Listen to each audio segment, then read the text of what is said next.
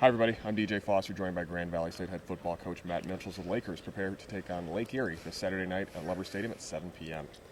Well, Mitch, obviously not the start that your team was looking for, but what's the mood, the atmosphere been like around practice this week and around your building?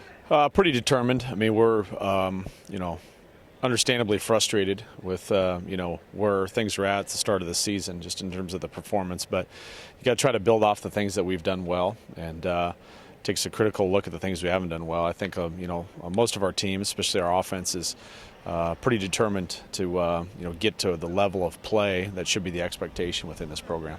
Lake Erie, obviously, they come in 1-2 overall, 1-2 in conference play. You can't talk about them.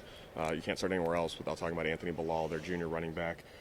3 games, almost 600 yards rushing, 12 touchdowns. He's averaging 10 yards a carry. Talk about him specifically, what he does so well, why he's able to be so effective.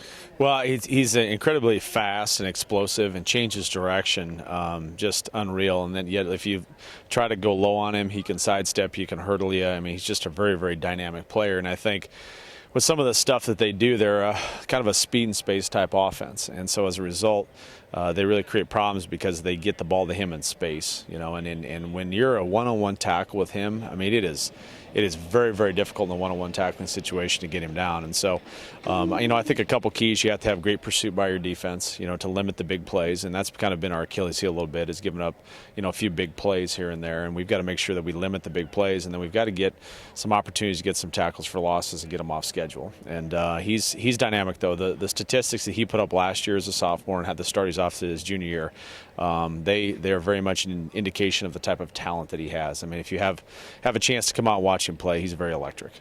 The rest of their offense, let's talk about them. They've only thrown 62 passes in 3 games. They don't throw it a ton, about 20 passes a game. Only 3 guys with 3 or more catches, so they don't spread it around as much. What do you see from their passing game? A lot of their passing game on base down and distances is set up off of the run game. So there's a lot more play action passes. And then, when they get a third down, a little bit more traditional, I think that's where they had a lot of success against Walsh last week, was they were able to hit some third down passes, get some big chunk plays against Walsh. So it's a very systematic offense from the standpoint of a lot of things they do with the passing game are set up on the effectiveness of the run, and they do a good job of having complements off of plays and a good job of complementing their players in the run game with some of the stuff, how they attack you on the perimeter.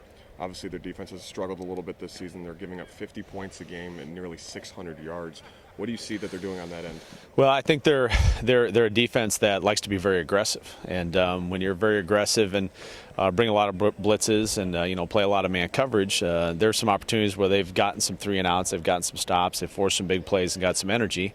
But you're also a little bit vulnerable here or there, that if somebody misses a tackle, it can be a big play, and you get big chunk plays. So they did a good job last week against Walsh, really, keeping those guys in check, and I think part of it too is they want to be up tempo and dynamic on both sides of the ball, and so by being aggressive and getting after people, on the defensive side of the ball, it kind of matches their program philosophy and the dynamic that they have within their program. You're back at home for the second time this year. It's family day. It's a sellout.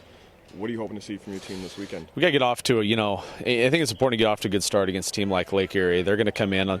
It's been a couple years since we played them, and a lot of the players in their program have not been here, period, or most of them haven't seen, our new stadium and the atmosphere and the crowd that we have. So they're going to be excited to play us. We got to match that excitement level. We got to match that competitive level. I think the other thing is the second half. I mean, we've got to come out and play a better second half. The first 3 games, we've scored basically 3, 3, and 7 in the second half. We've got to be a better second half offense than we've had. So looking for a full 60 minutes out of this team, just to come out and really compete.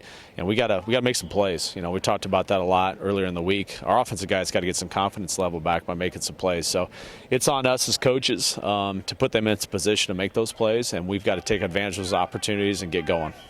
Grand Valley State and Lake Erie this Saturday night here in Lubbers Stadium at 7 p.m. Remember, it's family day, so come on out.